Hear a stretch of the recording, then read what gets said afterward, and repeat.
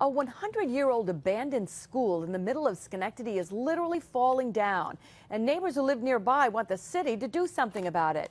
They contacted our Jennifer Lukey looking for help, and today Jen went in search of some answers.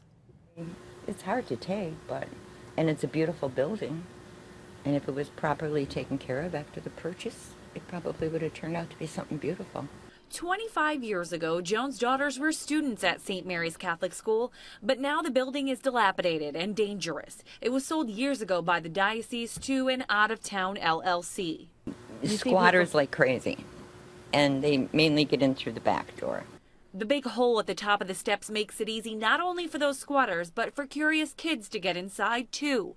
Neighbors feel it's only a matter of time before something terrible happens in or near this condemned building. We heard a big crash, and it was the window coming up. The window just whoosh, boom, and that was it. The police have been called here on a number of occasions, most recently last week. Individuals allegedly in the building was throwing things down upon people who were walking on the sidewalk.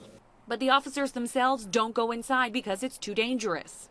That building has some rotting floors and stuff like that. They were able to check what they could, without putting their own lives unnecessarily in risk. The LLC that owns this old school owes more than $150,000 in back taxes.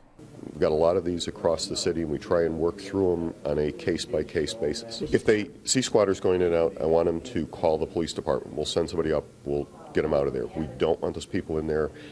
One, there may be structural issues with the building, so we don't want the individuals going in there to get hurt. And then there's also the problem where they get in, they start a fire, you get a major event. We don't want that, and I don't want the negative influence of the property on the adjacent residents in the neighborhood.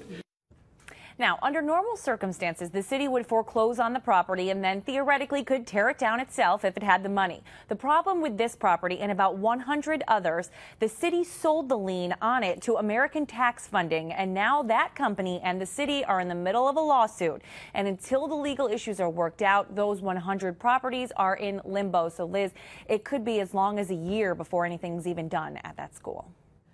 Well, our fact finders have learned that the city of Schenectady has applied for a $3 million grant through HUD, and if it's awarded the money, then the mayor plans to use $2.5 million for demolition and removal of at least 50 targeted properties. But at the moment, the old St. Michael's Church is not on the list, although Mayor McCarthy says he will re-examine it if the city gets the grant. And CBS 6 is committed to bringing you relevant and meaningful stories that have an impact on your lives.